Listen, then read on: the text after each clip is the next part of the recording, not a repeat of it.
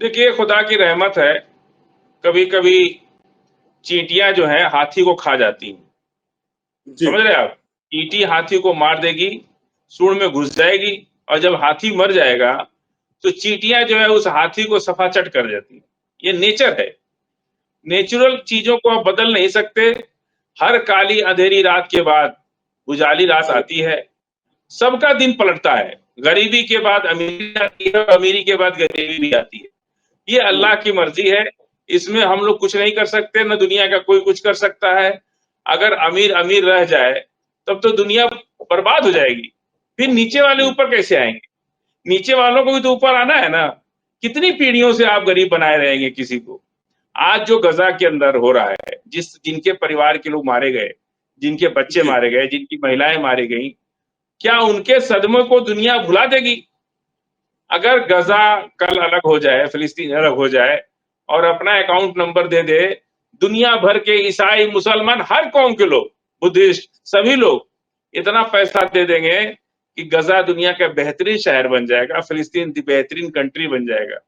ना हमको अमेरिका के पैसे की ज़रूरत है, ना इज़राइल के पैसे की ज़रूरत है। ये बात जान लीजिए, ये जो अहंकार है, अहंकार के चलते नेतन्याहू क्यों मार रहे हैं? क्या है फ़िलिस्तीन में है क्या?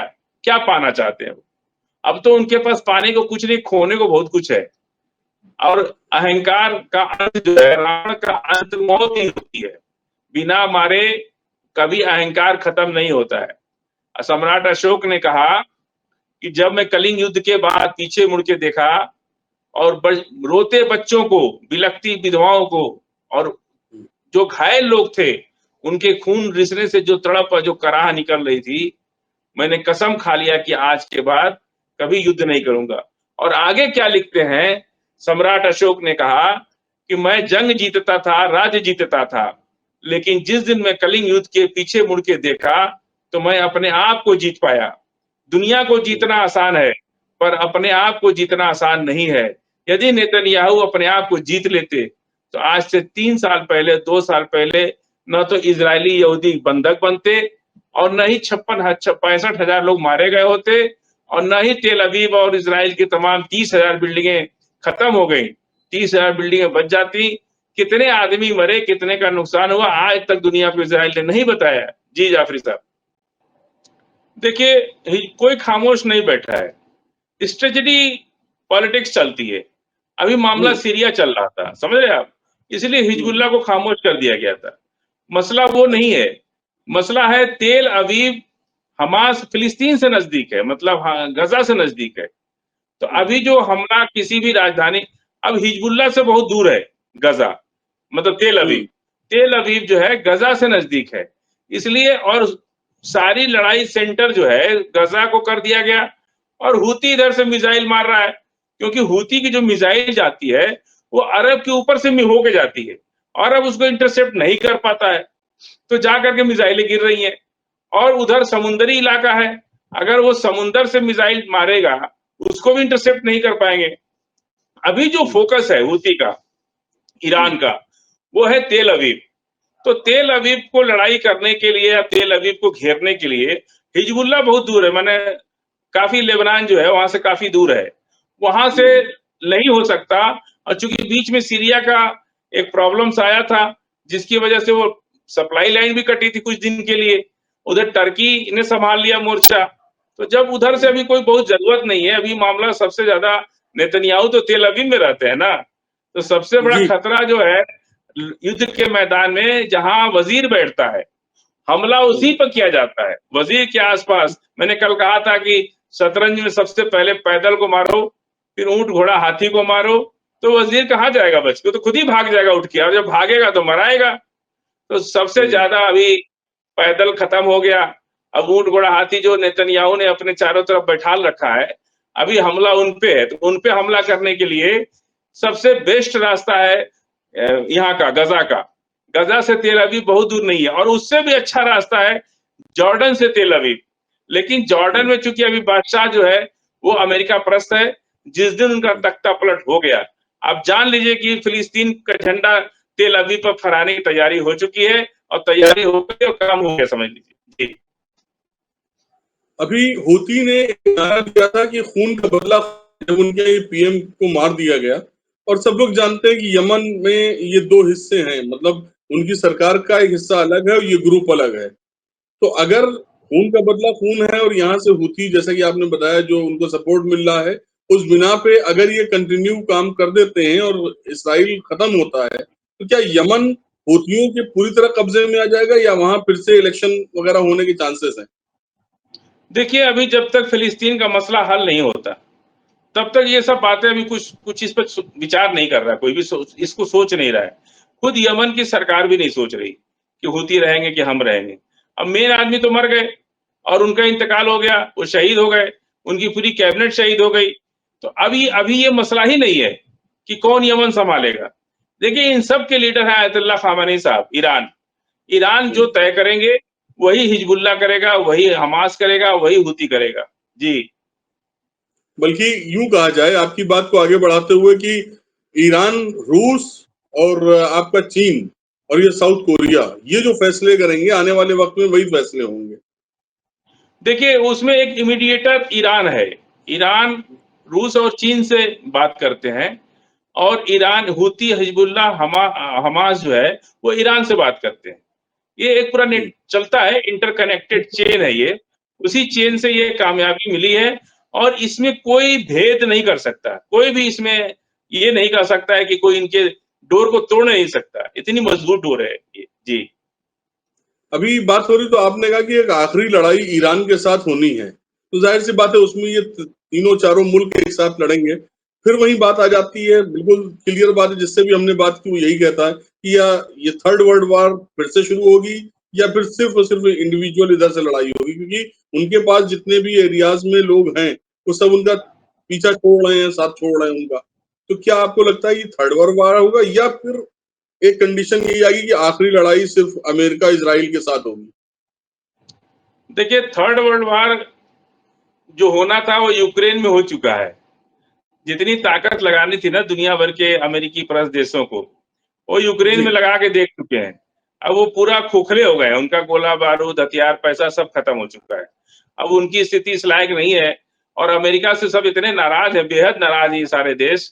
वो लोग, अगर अमेरिका और रूस से लड़ाई शुरू होगी ना जब, देखिएगा सब जी। खामोश रहेंगे। और आज इजराइल सबको कॉल कर रहा है और सबने कह दिया कि इंटरनेशनल कोर्ट ऑफ जस्टिस से वारंट है, अगर नेतन्याहू आएंगे तो हम गिरफ्तार कर लेंगे। ये किसने कहा? ये ब्रिटेन ने कहा, फ्रांस ने कहा, ब्राजील ने कहा। ये इन कंट्री जो अमेरिका परस्त बहुत थे, उनकी बड़ी इकोनॉमी है कनाडा की, इन लोगों ने कह जी। दिया कि हम फिलिस्तीन को दूतावास बनाने की जगह दे रहे हैं और अगर नेतन्याहू हमारे देश में आएंगे तो हम गिरफ्तार कर लेंगे। आज नेतन्याहू अमेरिका और इजराइल के अलावा दुनिया के किसी देश में नहीं जा सकते। जी। हाँ, तो जाहिर सी बात है कि बिल्कुल क्लियर है ये बात। अच्छा, इसमें आपको इंडिया कहाँ दिख रहा है इस पूरे हिस्से में? इंडिया का क्या रोल दिखता है आपको अभी, नहीं, क्योंकि देखिए, इंडिया मामला एक थोड़ा अलग देखिए, इंडिया गुट निरपेक्ष कंट्री है। जी। जवाहरलाल नेहरू ने फर्स्ट वर्ल्ड वॉर में जो गुट निरपेक्ष अपने को बना लिया था, तब से लेके आज तक हमारी कंट्री गुट निरपेक्ष अपने को मेंटेन कर रही है। और हमारे जी। प्रधानमंत्री जा करके उन्होंने एससीओ की जो अभी सम्मेलन हुआ चाइना के अंदर, जी। उन्होंने जी। ईरान का समर्थन किया और कहा कि इजराइल का मुखालफत की और कहा कि वो जेनोसाइड कर रहे हैं, बच्चे, औरतों, सिविलियंस पर बम मार करके। तो भारत जी। भी इस ग्रुप के साथ है और सबसे बड़ी बात यह है कि भारत ब्रिक्स का मेंबर है ना। ब्रिक्स जी। का जो मेंबर है वो ब्रिक्स ब्रिक्स की ही बात करेगा ना। तो इसलिए भारत तो पूरी तरह से, और भारत तो आज से नहीं, जब दुनिया फिलिस्तीन की बात नहीं करती थी तब भारत फिलिस्तीन की बात करता था। चाणक्यपुरी में दिल्ली के अंदर फिलिस्तीन का दूतावास है, यहाँ बाकायदा उनके एम्बेसडर यहाँ बैठते हैं। फिलिस्तीन को दुनिया में जब कोई मदद नहीं किया और रिकॉग्नाइज नहीं किया था, भारत ने उस समय दूतावास खुलवा दिया अपने चाणक्यपुरी में और भारत में बाकायदा उनका दूतावास है, उनके एम्बेसडर यहाँ बैठते हैं। तो भारत तो आज लोग भले फिलिस्तीन की बात कर रहे हैं, लेकिन जब कोई बात नहीं करता तब भारत ने फिलिस्तीन की बात की थी। जी। सवाल यहाँ पे ये है कि अभी जो इंडिया की बात चल रही है, तो इंडिया से ही मुताल्लिक बात किया गया, क्योंकि अभी आपके अमेरिका से एक आवाज उठी थी कि चाइना की वजह से मैंने भारत के साथ अपनी दोस्ती खत्म कर दी। और उसके बाद फिर आज की जो रिपोर्ट है उसमें ये कहा गया है कि हम उनके साथ कुछ शराइत की बिना पे टैरिफ जो है कम करने की कोशिश करेंगे। तो इस सिलसिले में आपका अपना क्या नजरिया है? देखिए, दूर के दोस्त से नजदीक का दुश्मन अच्छा होता है। हमारे देश में कहावत है ये कि दूर का जी, दोस्त और नजदीक का दुश्मन अच्छा है। तो चाइना तो हमारे नजदीक का दुश्मन है और अमेरिका तो कभी पाकिस्तान की बात करता है, कभी भारत की बात करता है, दोनों को लड़ाता है। तो जी, अमेरिका कभी हमारा दोस्त नहीं हो सकता। और जब जी, हमारे कलाम साहब जब मिसाइल मैन के नाम से दुनिया में मशहूर हो गए और बड़ी-बड़ी जी, उस वक़्त ऐसी मिसाइलें उन्होंने बना दी जो दुनिया में किसी के पास नहीं थी। तो अमेरिका हुँ, के दबाव में उनको राष्ट्रपति बना दिया गया। ये है अमेरिका की अमेरिका नहीं चाहता था कि कलाम साहब आगे इस मिसाइल प्रोग्राम को चलावें। इसलिए कलाम जी, साहब को राष्ट्रपति बना के उनको राष्ट्रपति भवन में कैद कर दिया इन लोगों ने। ये तो अच्छा नहीं हुआ। आज अगर कलाम साहब राष्ट्रपति उनको वो प्रधानमंत्री राष्ट्रपति से बहुत ऊपर हैं। वो जी, एक देश के रत्न हैं, उन्होंने देश को कहाँ पहुँचा दिया, वो प्रधानमंत्री और राष्ट्रपति से बहुत ऊपर हैं। उनकी सोच को या उनके व्यक्तित्व को कोई राष्ट्रपति से नहीं, तो वो जो सम्मान उनको राष्ट्रपति बना के दिया, उससे बड़ा सम्मान उनके पास पहले से था। और वो भारत के रत्न थे और भारत के लिए जो उन्होंने जो कुछ किया वो इलेक्शन लड़ के नहीं किया है। उन्होंने अपनी हाँ, मेहनत करके इस देश को आगे ले जाने के लिए किया है।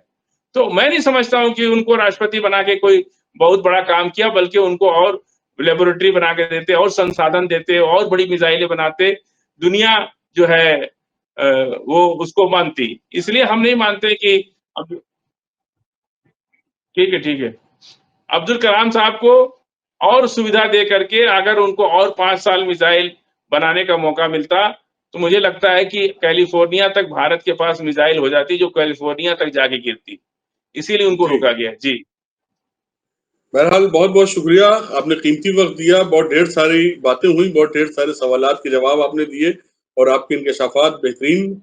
अगले शो के लिए फिर इंशाअल्लाह मुलाकात करेंगे आपसे फ़ज़ील साहब, अपनी दुआओं में याद रखें। दर्शक से अपील है एक बार फिर से